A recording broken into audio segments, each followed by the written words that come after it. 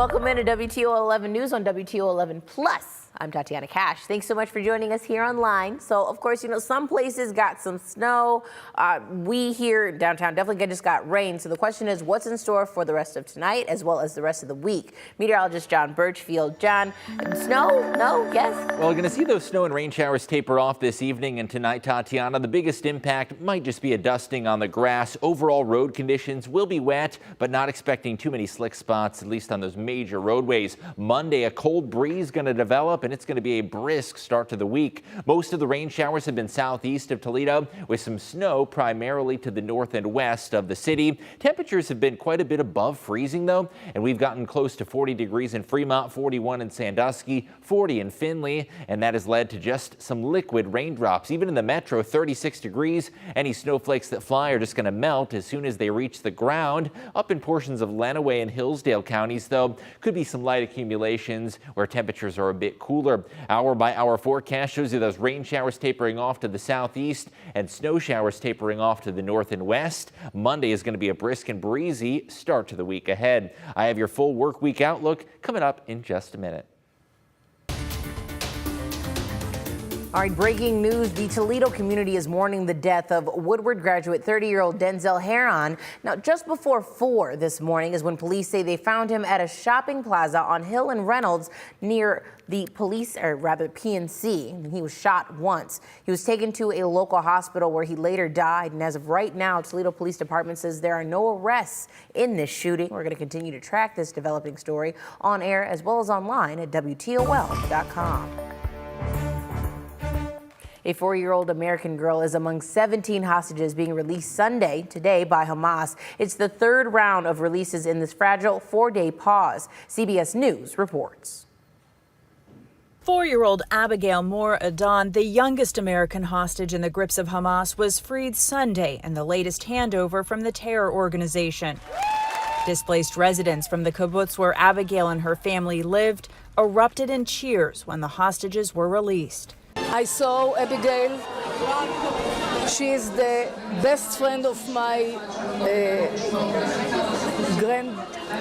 granddaughter. They also expressed concern for those who remain hostage. We're praying that they will come back too. She's free and she's in Israel now. Speaking from his holiday weekend in Nantucket, President Biden confirmed Abigail's release.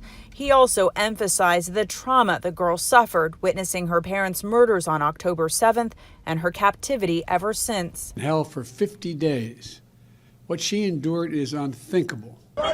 For its part, Israel freed 39 Palestinians from prison. A fourth exchange is expected Monday, the last day of the current 4-day truce deal.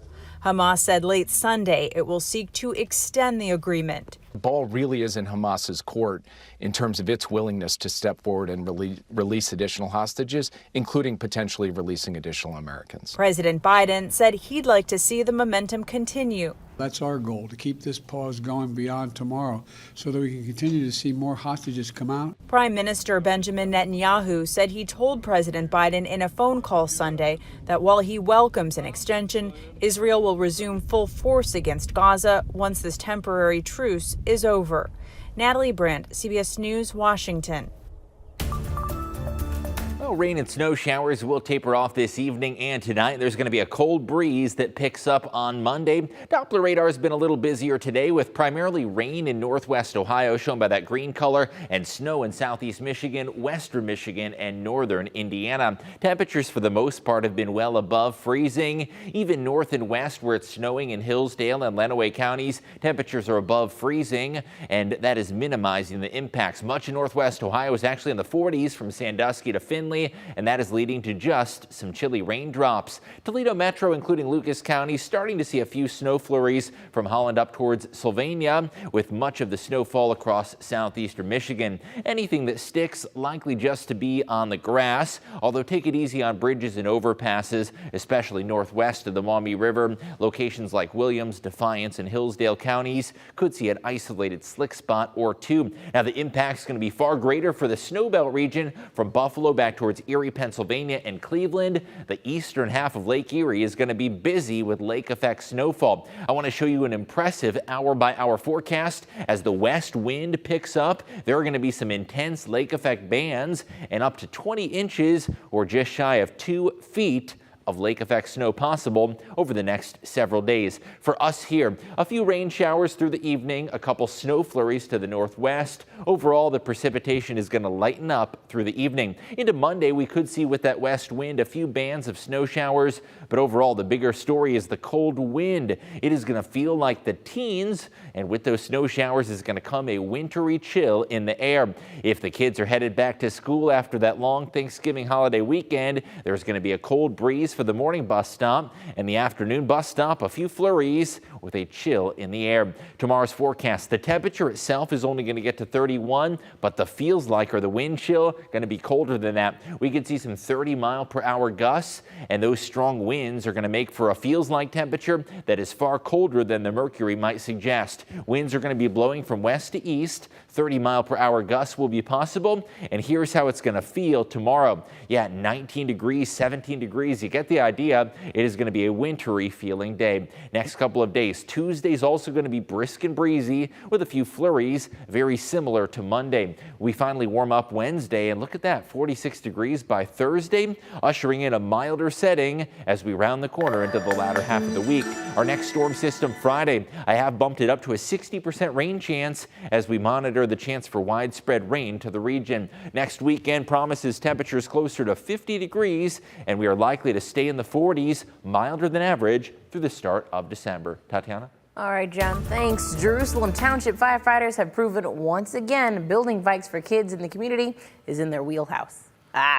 Now, for the 5th year in a row, firefighters along with the Lucas County Children's Services and community volunteers came together to build bikes for children in need this holiday season.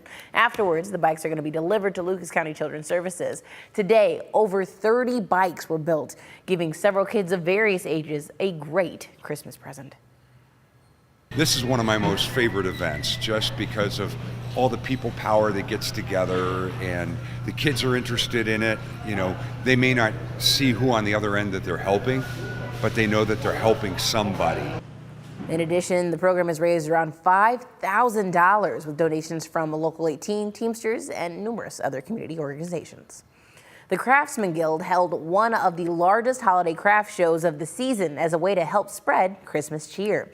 Over at the Lucas County Rec Center, Crafts for Christmas brought together the best local handmade crafts and holiday decorations, where craftsmen and artists sold all of their hard work with everything from holiday wreaths, wooden toys, and decorations, and so much more for shoppers to enjoy. It's exciting to see other people and what they create too. It's interesting to see everybody's perspective on crafting and art, so I like that. Oh, look at the cats. Cool. The show also hosted as a toy drive, collecting toys for Tots. So that worked out too. And of course, as we continue to shop at times, possibly till we drop, it seems that the holiday spirit is also going along with it and growing in a big way. Our photojournalist Cheyenne Castura listened with Franklin Mall Park shoppers about the food court area where you can hear the sound of Christmas tubas.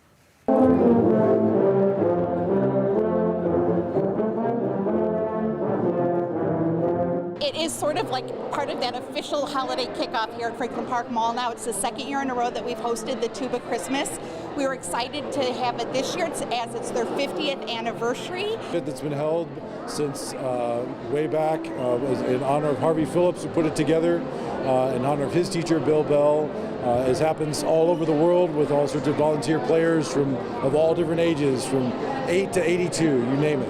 And they happen not only Toledo, New York, Chicago, also other countries beyond the United States as well. I love playing the tuba. I've played the tuba since I was 9 years old. After I graduated, bought this tuba out of some guy's garage just to make sure I could still do this. I drive only about a half hour for this one, but I've driven up to 2 hours before.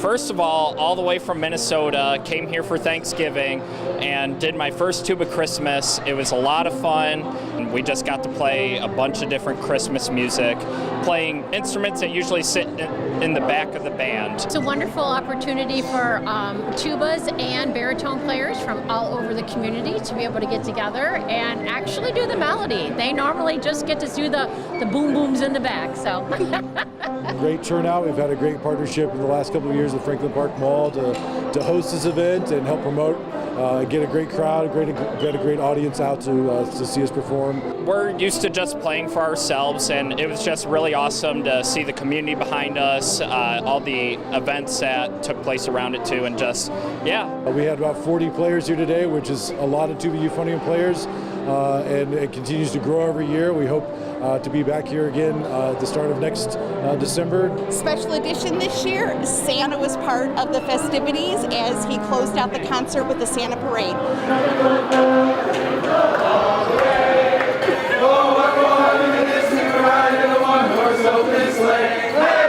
for anybody who's interested in playing the tuba and thinks it's just too big, there's also the baritone, but wonderful opportunity to get with a bunch of neat people.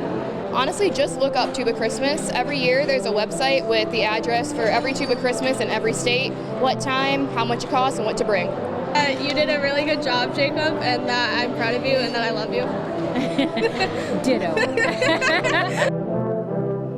That is awesome. Yeah. 40 tuba players. That's a lot of noise. Oh my goodness. Live music really gets you in the holiday spirit, but 40, I'm sure that really lit up the halls of Franklin Park Mall there. Especially in the if you've ever been to the Franklin Mall Park, like the food court, it's a big area, so that echoes, and of course the big bass of it all. Sure does. So I like the fact that the tuba players actually got their chance to, like you said, have their moment in the sun, because tubas are typically in the usually back. just the background, but they really got to steal the show today. Certainly love that live Christmas music. Now that Thanksgiving is past, I've officially started flipping over the radio to the Christmas channel. Fine, so tis the season. We're not quite in December yet, but the final days of November weather-wise are going to start off cold for the work week for those headed back to work and school. However, we do have a warm-up on track, reaching the 40s by Wednesday. Our next weather maker comes Friday, and that'll bring us not snow, but rain this time around. And into next weekend, temperatures make a push for 50 degrees. Overall, expecting milder than normal conditions into the start of December. No sticking snow, so you'll have to bring your own Christmas spirit. Maybe listen to some tuba music on the radio. Sounds good. Was also counting. I just like the roller coaster. It's an up and then a little bit down, but it's not terrible. I don't see the down. It's coming, like, but we're looking at the way up. So wonderful. Thank you, John, and thank you, of course, for joining us here on WTOL 11 News, WTOL 11 Plus here online. Of course, we will have more tonight on WTOL 11 at 11. Hopefully, if the game's not in the way. Have a great night.